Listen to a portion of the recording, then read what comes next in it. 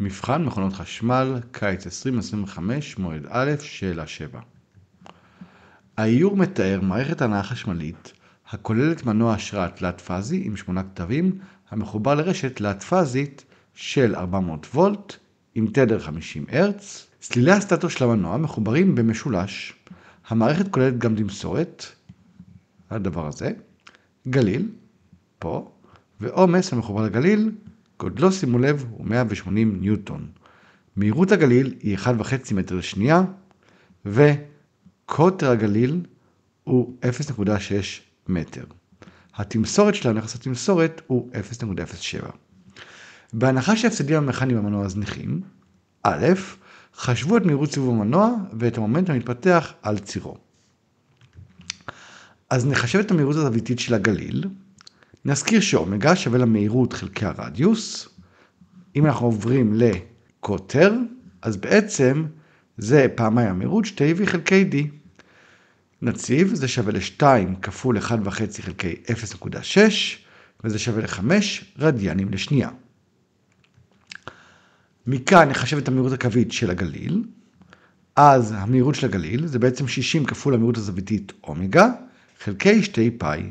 זה שווה ל-60 כפול 5 חלקי 2 פאי, וזה שווה ל-47.7 סיבובים לדקה, round per minute. עכשיו, מיחס התמסורת, אנחנו יכולים בעצם למצוא את המהירות המנוע על ידי יחס. היחס של התמסורת. אז יחס התמסורת, TR, שווה למהירות הגליל, N רולר, חלקי מהירות המנוע, N מוטור. נסדר טיפה ונציב, אז N מוטור שווה ל-N רולר, חלקי יחס התמסורת, זה שווה ל-47.7, חלקי 0.07, וזה שווה ל-682 סיבובים לדקה, round per minute. עכשיו ניגש לחישוב המומנט. אז לחישוב המומנט על המנוע, נמצא את המומנט על הגליל. המומנט על הגליל, T רולר, שווה בעצם, כמו כל מומנט, לכוח כפול הרדיוס, המרחק בעצם מנקודת הכוח, מנקודת הציר.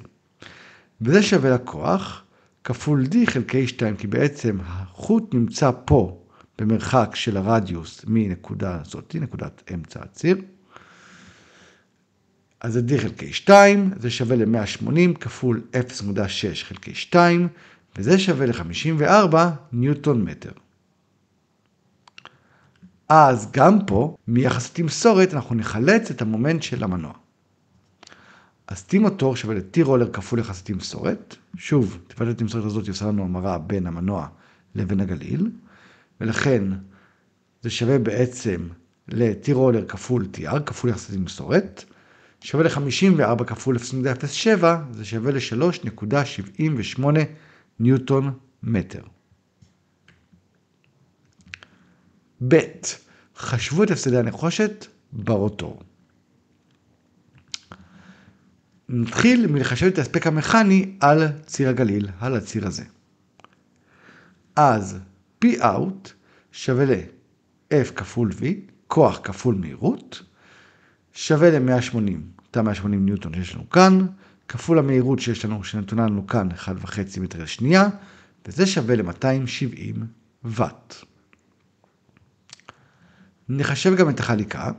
S שווה ל-N1 פחות N2 חלקי N1, זה בעצם שווה ל-750, שזה בעצם המהירות לתדר 50 הרץ עם 4 זוגות כתבים, שימו לב יש לנו 8 כתבים בשאלה, פחות 682 חלקי 750, זה שווה ל-0.0906%. עכשיו נחשב את הפסדי הנחושת ברוטור, אז PCU2, הפסדי הנחושת ברוטור, שווה בעצם ל-P out, כפול S חלקי 1 מינוס S, זה שווה ל-270 כפול 0.0906, חלקי 1 פחות 0.0906, וזה שווה ל-26.89 וואט. ג' במצב עבודה מתואר, המנוע צורך זרם של 5.9 אמפר. הגורם ההספק שלנו הוא 0.82.